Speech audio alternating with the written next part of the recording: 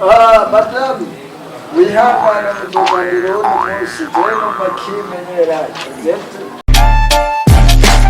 Jackie urakimena mwijoro nkaza kwidisha kumviza ibyo murimo n'umugabo wawe. Kwanza nje umugabo wanje. Yari umugabo wanje ni machine. Araba ko natangwe kuvuga. Mbona watagase kweli. Sivyo kuvuga.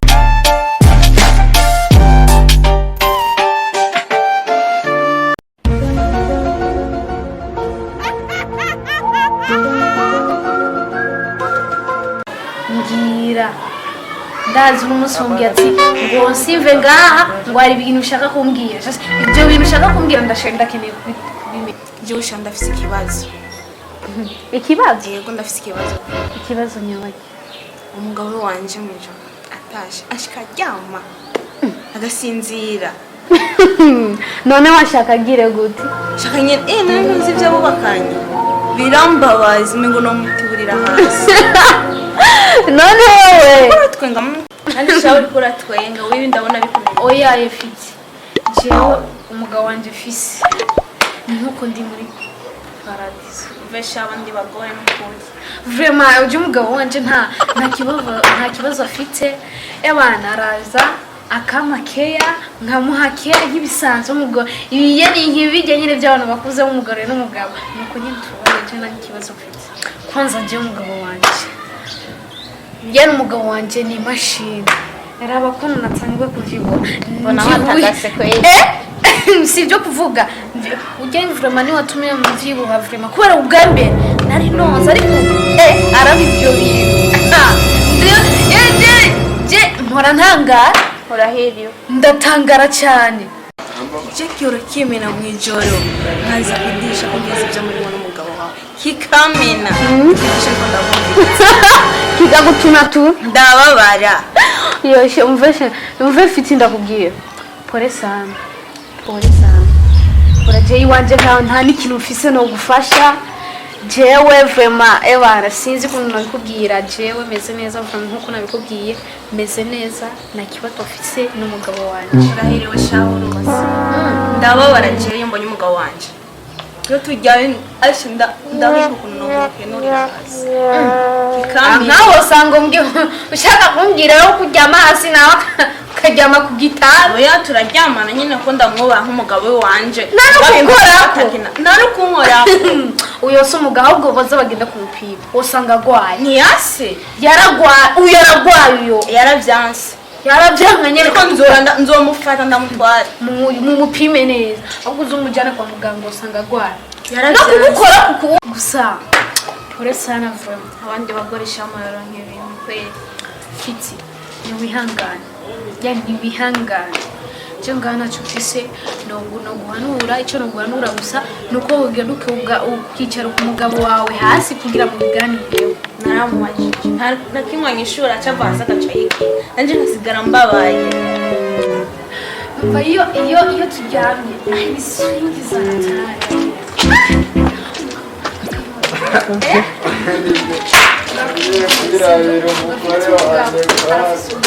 Urahiriwe sha. Sheri karibu. Ego nakumvise kuri ngaha. Karibu sheri. Yo, ari warunyita bale. Ugao no munsi mwana nyita bale. Ufisa bashi.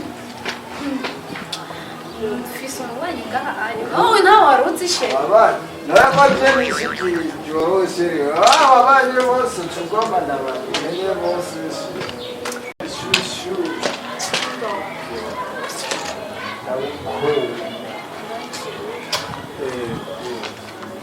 Amahoro mata.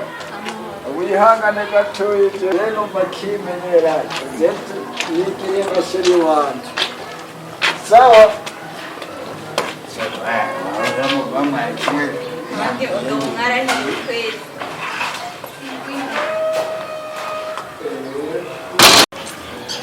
Abandi bagore kweli mwarahiriwe. Birambabaza. Umugabo wanje araza mu ijoro turahura. Birambabaza ko reka ngende kubumviriza. Umugabo wanje no munsi turahetse. Uno munsi arara hanze. abandi bagore mwarahiye urumva abandi bagabo kwera byanje nkanyama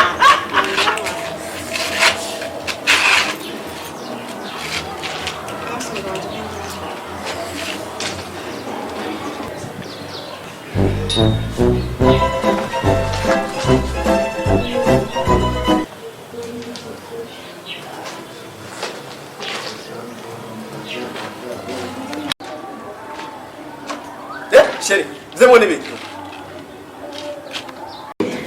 aho ngura umugabo rero Nta mugabo sije naje gukora ibanyu hakwetsana mu buryo wanje. umviriza abandi bagabo Abandi bagaye ibiki. umviriza abandi bagabo Ariko bagire iki ngaho je ntoshobora. wewe urabinkorera wewe Navyo ndagukora. urabinkorera wewe Ubyumve? narakugenda kujana kwa muganga uraho Jesse ngwaye je ndakomeye. uragwaye Ico gituma kuza ku madirisha y'abandi bumeze ibyo wimviriza hasigaye nataho kansigiza ku itusi gusa ngo ntaco nkora ntaco yize je ndi umugabo ko jeje nabikora iwanyu. ariko numviriza kandi ariko barakora utankorera Ni ibihe ntagukore? ntavyo nkorera Wewe ko utamye ati mbe mugore wanje ko iki ibintu tabikora. yaba wabinkorera simba niba ku madisha wani niko ndumva Nanje nakora nkabigukorera uragenda kaho bazobishobora basi je ndi ibyo bagenda kaho abantu bazobishobora. Basi je kora tadoshoye je nakibagenda kwa babishoboye. aho rero ngo nawe uri umugabo wewe Je ndi umugabo kandi akije byangomba. ubu umugabo atacumari Jiki ibintu ndakimaze. nawe umugabo wari wewe Burya n'umugabo. wowe ni icyuma Nico. Bivuze ngo je ndi plastique. we ntacumazi Ntaco ma. ntacumazi nta kintu nkorera Oya, urya rero ni wakikumari. Ni wakikumari. Ngira ni wakikumari. Kutavuga so niko nabaza. Urya niwe mugabo wakikumari. azikora akazi neza Ha, nivuga kwera wamanye gute wakora akazi neza. Bivuze ngo iyo ngiye urusigarana nawe kubumbiye. Kandi wewe ndakubwiye. Nakubwira iwanyu wewe ibintu sigaho ngiriye nk'iyi minsi. Ariko mu minsi we ntavyo warufise. Ivyo bintu utegeza kumbira umuntu yakoheje gushika kanshikanje ukanyakiriza ibicusi. Ntunambaze ati mbeshe ari nta namazi ushaka. Unyambure n'isakoshe ko mvuye ku kazi niruhiye. Baturije rero niwe mugabo. Numva niwe mugabo ansumba jewe nagukuye iwanyu nkakuzana muhiri wanje. ngenda kumviriza hajya kwidirisha kubera ivyo bakora we ntavyo nkorera Je ntavyo ndagukorera. ntavyo nkorera nta n'ikintu na kimwe mari Nacho nakumari. Ntunanyegere. Umviriza. Ndi umugabo cyangwa umugore? uri umugabo muga ntacumazi Sawa. Uremera ko ndi umugabo? Tugende. Navuze ko ari icyuma akora ibintu neza. ubu ni wazi gukora akazi neza Mvuze. Hotel rya niwe mugabo ansoma. uwo ni we cyuma Asumba je uwo ni nagukuye iwanyu. azi gukora akazi neza Iyo ni batumye no kuyu munsi. yego Atano kunyambura isakosha uruma amazi mvuye ku kazi nto yana. ubona ukwiye uri umugabo wo kubikorerwa wewe Sindabikwiye. navyo ukwiye Guhera uyu munsi, guhera iyi misegonda iyi saha. Ejo muze. Ejo umugore wanje azoza kubwira ko akazi kagenze neza, nzosubira kumusanga ngaho kwidirisha iwanyu ariko yumviza ivyo yumviriza ngo ntavyo ndamukorera. Muze, ejo mu gitondo umugore wanje azoza kubwira ko akazi kagenze neza, ndamutwaye. Rero muzewe ubitebisije n'umugore wa tunguze amafiriti muze akabako watotoshu uraba mubwire Oya, hari gihe biba byangoye. Urumva nyene. Urangubya ajya amafiriti wisiga nakazi kawe natutova mu Yo, reka ngenda bikore ejo mu gitondo. Uko byisavuye ngo. Sawa. Neza.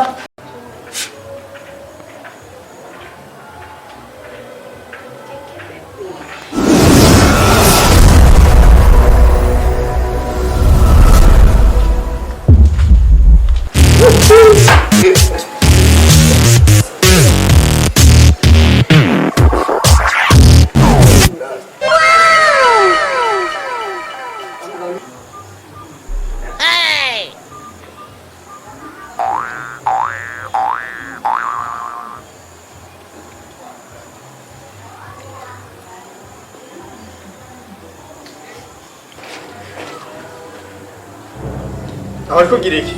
Zuri ko byerekana. ukora iki wewe ukora iki wewe n'amava muhita abatema nawe bamushimisha abagore banyu urasta kare namba mutabashimisha je nzokwireka ndumutotosho wa kiriri ndinga number 1 wewe wa mugabo ngoma ndakubwira udashimishije umugore wawe je nzokwirika nzomuha icuma gikwiye urabizi